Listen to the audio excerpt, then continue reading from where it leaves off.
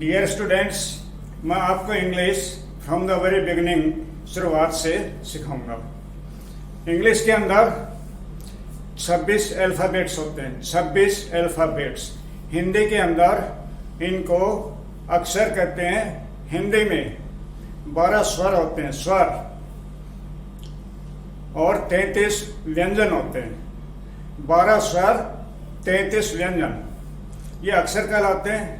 इन अक्षरों से शब्द बनते हैं, शब्दों से वाक्य बनते हैं। इंग्लिश में 26 अल्फ़ाबेट्स होते हैं। इन 26 अल्फ़ाबेट्स में से 5 वॉवल्स होते हैं, 5 वॉवल्स। बाकी सभी 21 कॉन्सोनेंट्स कहलाते हैं, कॉन्सोनेंट्स, स्वर, व्यंजन। इसमें 5 वॉवल्स होते हैं इंग्लिश में। इंग्लिश अल्फ़ाबेट्स कुल 26 होते हैं, 5 vowels. A, E, I, O, U, A, E, I, O, U, ये 5 वॉवल्स कहलाते हैं 26 में से। बाकी 21 कॉन्सोनेंट्स होते हैं। ये जो वॉवल्स होते हैं इंग्लिश में ये मात्रा लगाने के काम आते हैं। इंग्लिश में मात्रा वॉवल से लगाते हैं। इन वॉवल्स की कॉन्सोनेंट जैसे आवाज़ भी आती है। जैसे वन बोलते हैं, ओ से बनता है, ओ वावल है, लेकिन ये ओ यहाँ पर वे की आवाज़ देता है, वन। इसी तरह अम्ब्रेला में यू आता है, ये ए की आवाज़ देता है, ये वावल है। लेकिन हम कहते हैं यूनिक में यू आता है, यहाँ पर यू ये की आवाज़ देता है। ये जो यह शब्द है, अक्षर है, ये हिंदी का व्यंजन होता है, हिंदी का व्यंजन। तो ये कॉन्सोनेंट क्या देता है।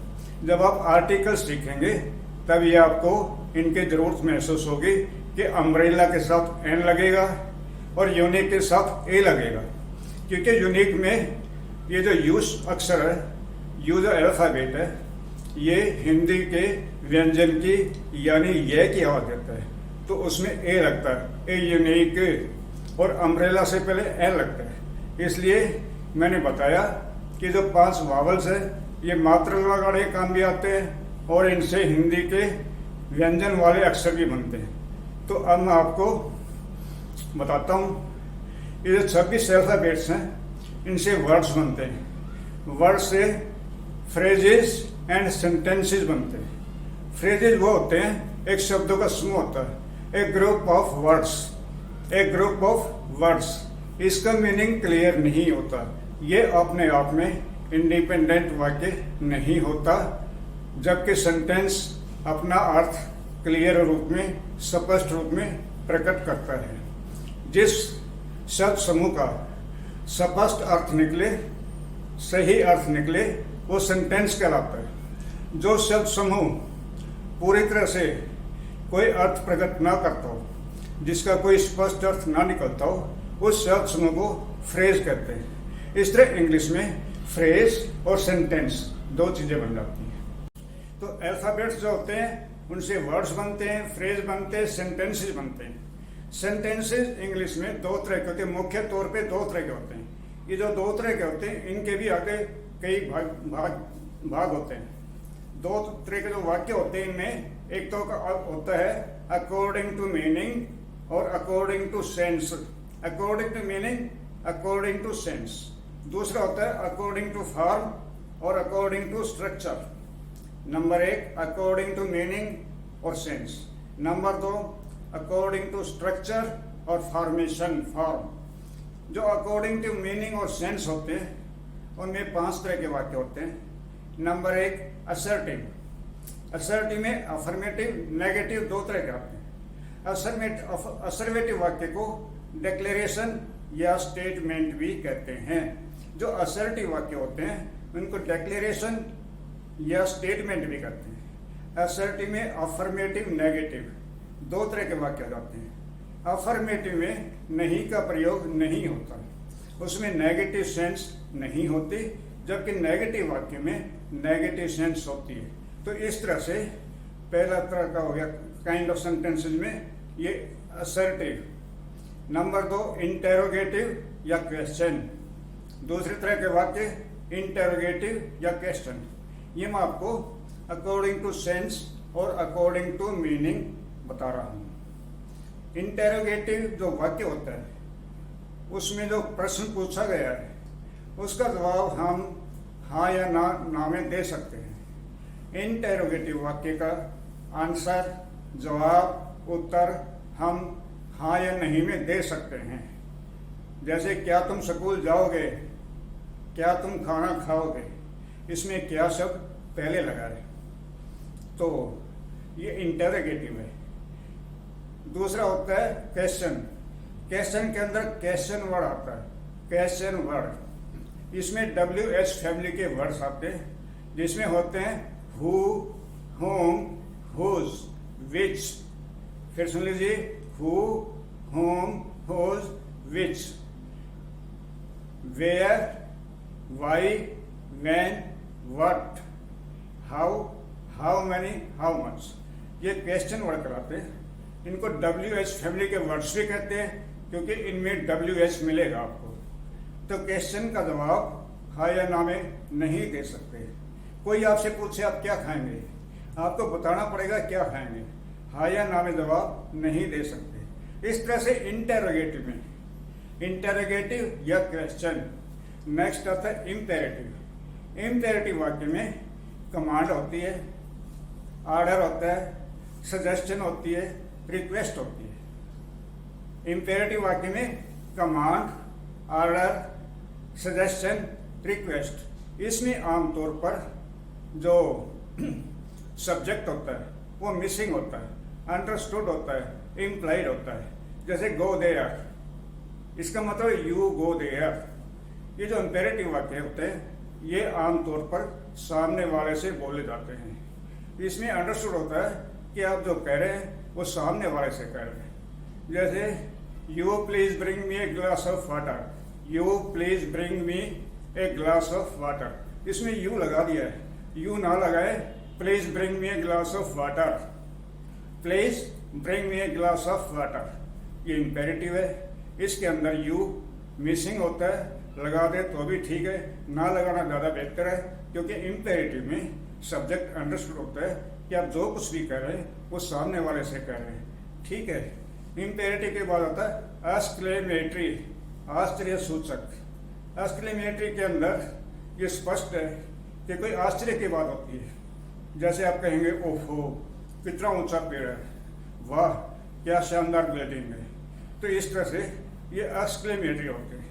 इसके बाद आते हैं ऑप्टेटिव सेंटेंस। ऑप्टेटिव ये शुभ कामना सूचक होते हैं, मंगल कामना सूचक होते हैं। इसमें आप किसी को आशीर्वाद देते हैं, किसी को मंगल कामना देते हैं, किसी की अच्छाई के लिए, भलाई के लिए आप अपने विश प्रकट करते हैं। इस तरह से अकॉर्डिंग टू मीनिंग या अकॉर्डिंग टू सेंस, इसमें वाक्य आगे असर्टिव, जिनको कहते हैं डिक्लेरेशन या स्टेटमेंट। नंबर 2 इंटेरोगेटिव या question. Number 3 imperative. Number 4 exclamatory. Number 5 optative.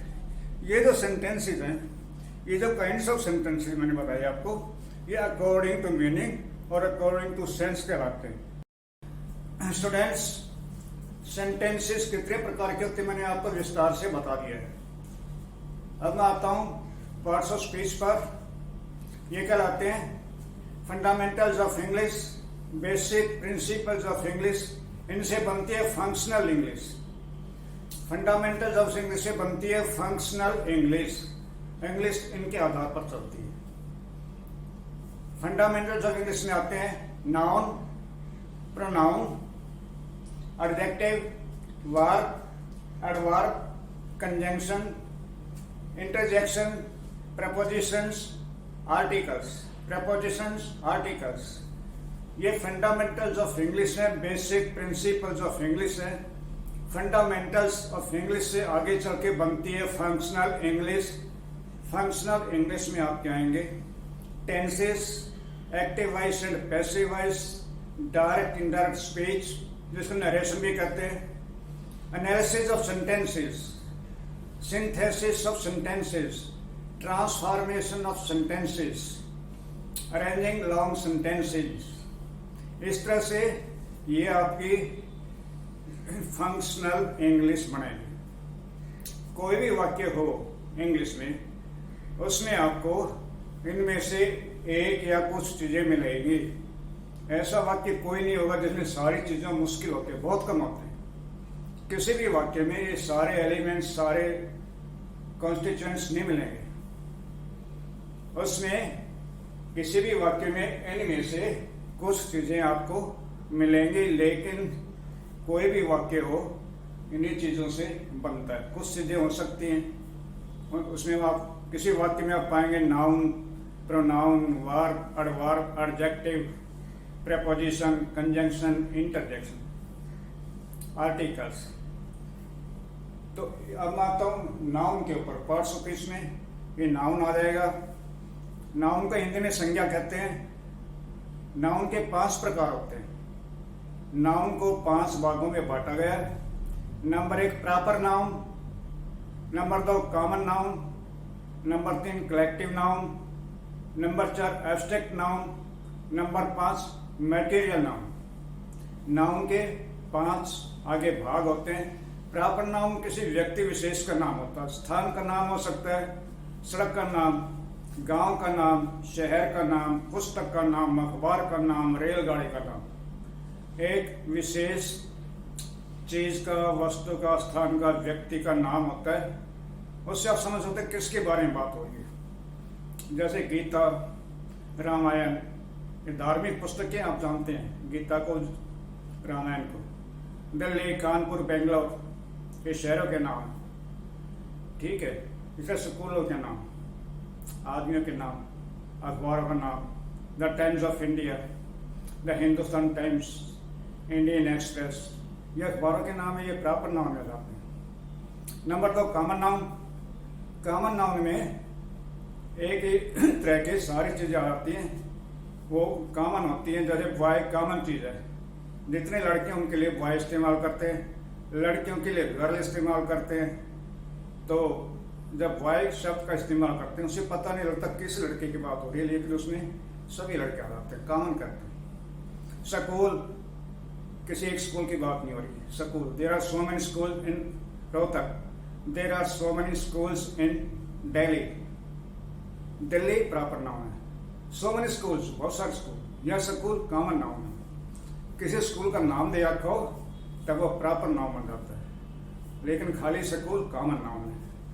Collective noun, number 3 collective noun. ये एक जैसी कुछ वस्तुओं का समूह होता है। एक जैसी कुछ वस्तुओं का समूह होता है, वो कलेक्टिव नाउन कहलाता है। जैसे आर्मी के अंदर बहुत सारे सैनिक होते हैं, सैनिकों का, सैनिक अफसरों का समूह होता है, आर्मी कहलाता है। पुलिस बहुत से कांस्टेबल्स का, सिपाहियों का, अफसरों का समूह होता है, पुलिस कहलाता है। टीम खिलाड़ियों का समूह होता है। एक ही तरह का खेल खेलने वाले कुछ खिलाड़ियों का समूह, खिलाड़ियों का समूह टीम कहलाता है। जूरी, कुछ जजेज होते हैं, कुछ जजेस को मिला के जूरी बनती है, बेंच बनती है। कमेटी, कुछ मेंबर्स होते हैं कमेटी में, उससे कमेटी बनती है। हर्ड, हर्ड माने झुंड होता है, जानवरों का झुंड, हर्ड करते हैं। फ्लॉक, पक्षियों का झुंड, भेड़ों का झुंड, फ्लॉक करते हैं। ये सब कलेक्टिव नाउन है। एक जैसी कुछ वस्तु का समूह कलेक्टिव नाउन। ये कलेक्टिव नाउन कई बार कॉमन नाउन में बन जाते हैं। क्लास वैसे तो कलेक्टिव नाउन है, लेकिन क्लासेस जब ये प्लूरल बन जाता है तो ये कॉमन नाउन हो जाता है। There are 10 classes in this school, there are 10 classes in this school. ये क्लास जो है इसमें ईएस लगे प्लूरल बन गया।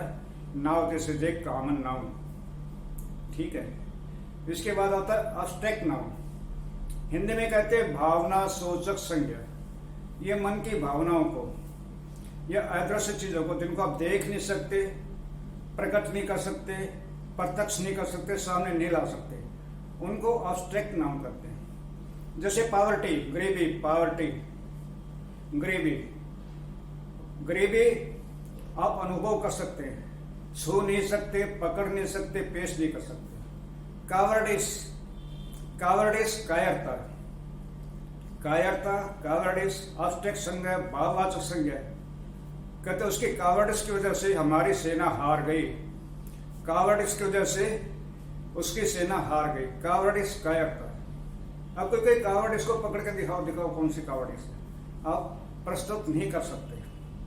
ये महसूस करने की, अनुभव करने की बात है, इसलिए इसको भाववाचक संज्ञा एब्स्ट्रैक्ट नाउन करते हैं। Number 5 material noun.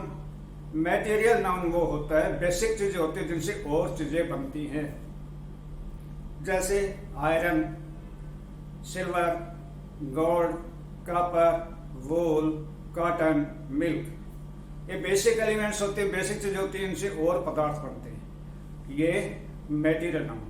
इस तरह से मैंने बताया आपको कि नाउन 5 प्रकार के होते हैं: proper noun, common noun, collective noun, abstract noun, material noun. इसके बाद आते हैं countable, uncountable noun.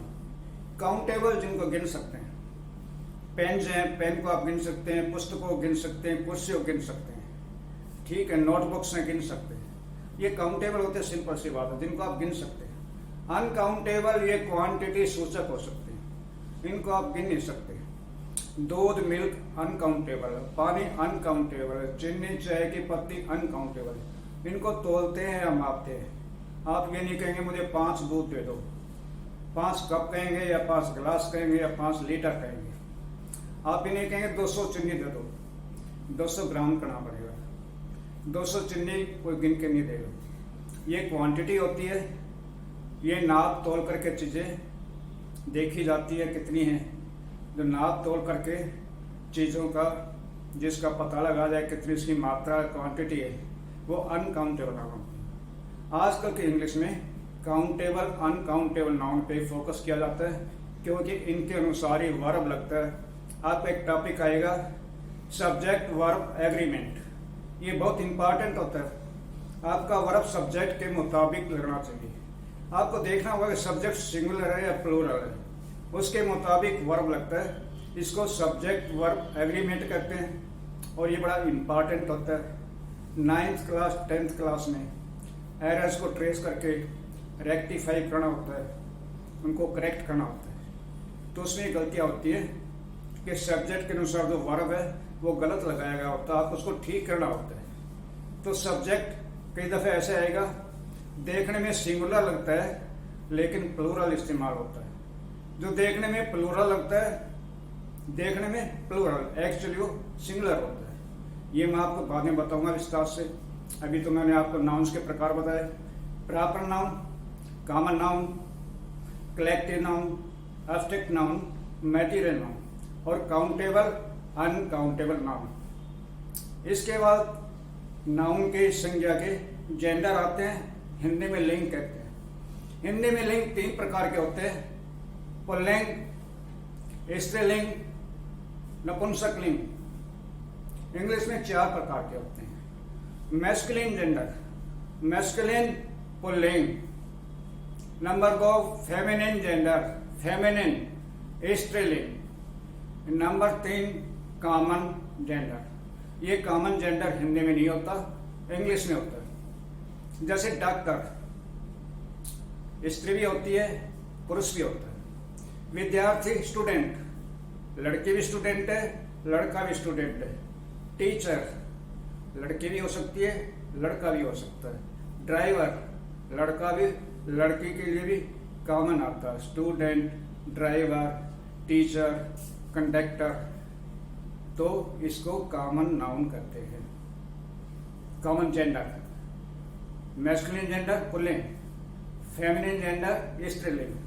Common gender दोनों के लिए आता है। जैसे बेबी, बेबी लड़के के लिए आता है, लड़के के लिए भी आता है। जब तक पता ना हो ये लड़का है लड़की है, उसके लिए बेबी इस्तेमाल हो जाता है। चाइल्ड, चाइल्ड भी देखा जाए तो इसमें उसका नहीं पता लगता कि पुल्लिंग या स्त्रीलिंग कौन सा, तो उसको उसके लिए चाइल्ड इस्तेमाल कर लेते हैं। इसके बाद आता है न्यूटर जेंडर, इसको हिंदी में नपुंसकलिंग कहते हैं। न्यूटर जेंडर में निर्जीव वस्तुएं आती है, निर्जीव वस्तुएं, पुस्तकें, pen, notebooks, tables, chairs, fans, जितने भी निर्जीव वस्तुएं वो न्यूटर जेंडर में आती है। इस तरह से जेंडर यानी लिंग के हिसाब से इसमें इंग्लिश में 4 भाग होते हैं। Masculine gender pulling, feminine gender स्त्रीलिंग, कॉमन जेंडर साचे का, लड़का लड़की दोनों के लिए इस्तेमाल होता है। न्यूटर जेंडर निर्जीव वस्तुओं के लिए। तो नाउन के प्रकार में 5 प्रकार तो ये बताया मैंने कि proper noun, common noun, collective noun, abstract noun, material noun, फिर काउंटेबल, अनकाउंटेबल। अब जेंडर के लिहाज से masculine gender, feminine gender, common gender, neuter gender, ये 4 जेंडर यानी लिंग के प्रकार से। इसमें नाउन के अंदर जैसे कि मैं आपको बता चुका हूं कि सिंगुलर और प्लूरल, कौन सा सिंगुलर है कौन सा प्लूरल, कहाँ सिंगुलर वर्ब लगेगा कहाँ प्लूरल वर्ब लगेगा। जैसे नाउन सिंगुलर और प्लूरल होते हैं, वर्ब भी सिंगुलर और प्लूरल होते हैं। एग्जाम्पल के तौर पे मैं आपको एक चीज बताता हूँ कि इंफॉर्मेशन ये सिंगुलर में, प्लूरल में इंफॉर्मेशन रहते, इसमें एस नहीं लगेगा, ये प्लूरल इस्तेमाल नहीं होता। इंफॉर्मेशन। फर्नीचर प्लूरल में इस्तेमाल नहीं होता। यदि आपने प्लूरल का इस्तेमाल करना है तो आप कहें many items of furniture, many items of furniture. Furniture में एस लगा करके इसका प्लूरल नहीं बनाएंगे। इसी तरह से इंफॉर्मेशन हमेशा सिंगुलर इस्तेमाल होता है, इसमें एस लगा के प्लूरल नहीं बना सकते। ये मैं नाउन के बारे में विस्तार से बाद में बताऊंगा आपको। एक दूसरा मेरा वीडियो निकलेगा, उसको आप देखें, उसमें बताऊंगा कि कौन से नाउन लगते सिंगुलर है लेकिन प्लूरल होते हैं, देखने में प्लूरल लगते हैं, सिंगुलर ट्रीट किए जाते हैं। ठीक है, आज इतना ही। धन्यवाद। Thank you.